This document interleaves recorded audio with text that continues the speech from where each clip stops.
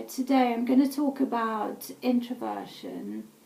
I did several tests, and anyway, I don't really need a lot of tests to tell me I'm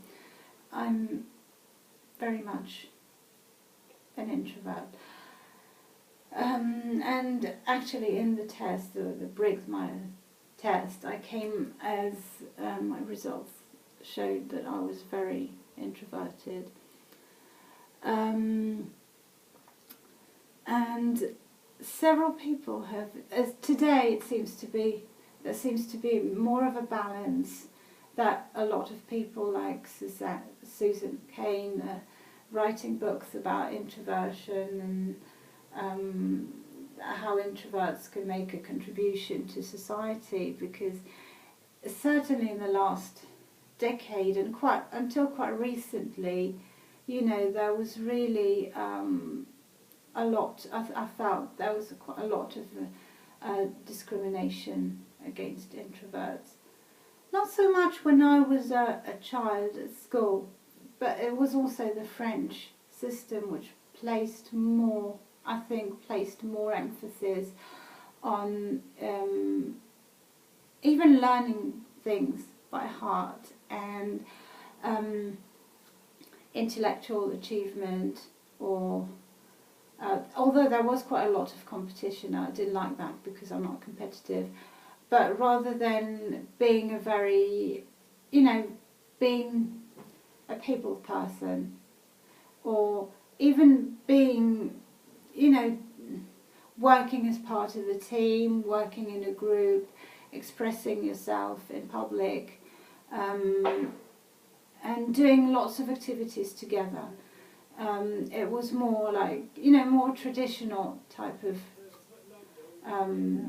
education.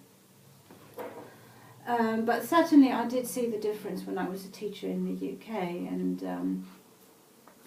and when I worked in different places, and I really somehow felt bad about it, because I felt, I did my work and I was hard-working, but I felt, that I wasn't appreciated the way I should be, because I was working hard, but because I wasn't bragging about it, and I didn't show off, and I didn't, I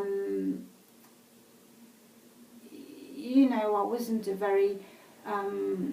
very extroverted, and like people would say, like, sometimes people just picked on me because I felt, and even accused me of not working hard enough. And just because I'm not running all over the place doesn't mean I'm not doing my work, because I'm not an in-your-face kind of person, because I don't brag about things. Doesn't mean I'm not hardworking. Because I'm loud doesn't mean I'm hardworking. So and sometimes I worked in a tourist office, and I was talking to, for example, I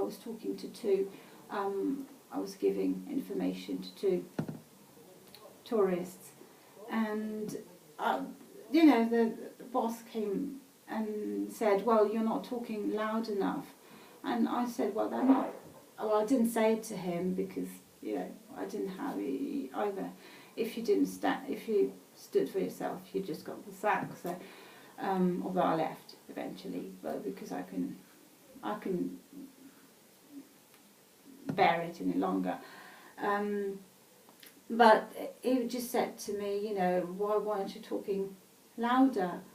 And it's one-to-one. Well, I was talking to two people, but it's a quiet interaction with people who are not deaf. So why would I need to shout?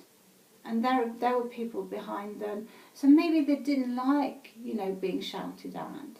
And I've worked. I have no problem raising my voice. I've worked as a tour guide as well, and when you work as a tour guide, when you have a big group, you have to speak louder.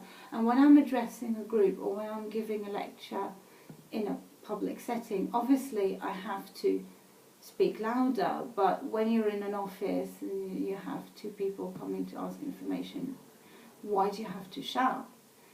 So, yeah, I really felt, even some people I knew, because I'm not very comfortable in groups, I'm not very comfortable with small talk.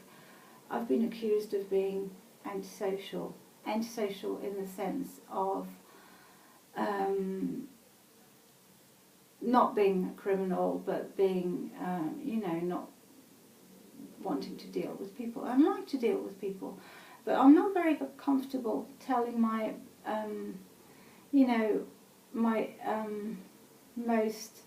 talking about my very private stuff to people I hardly know.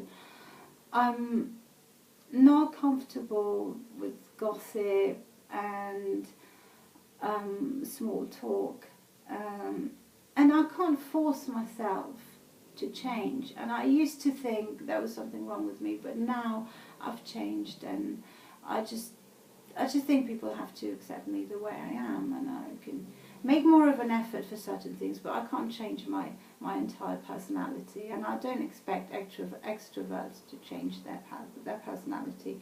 And I think you need them.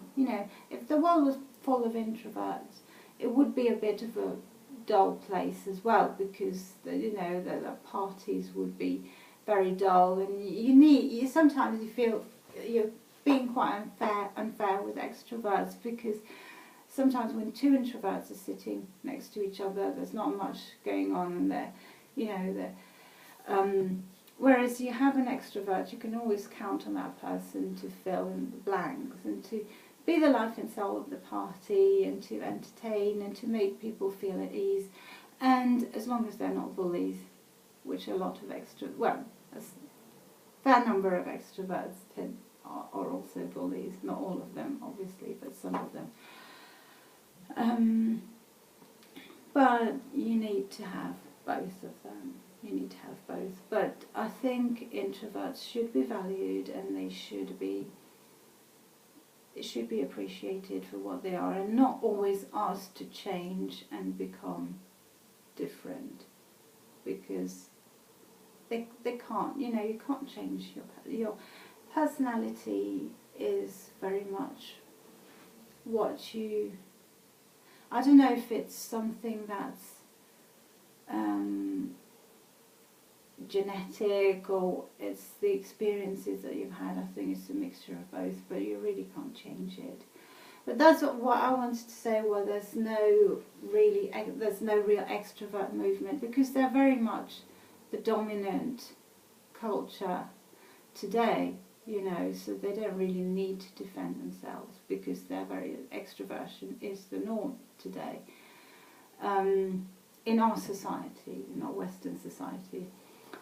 So that's why I don't think they really need to defend themselves. But having said that, and being an introvert, I have a lot of friends who are extroverts, and I really appreciate them, and I appreciate their contribution to the world, so that's no problem with me. Okay, that's all for now. Bye-bye.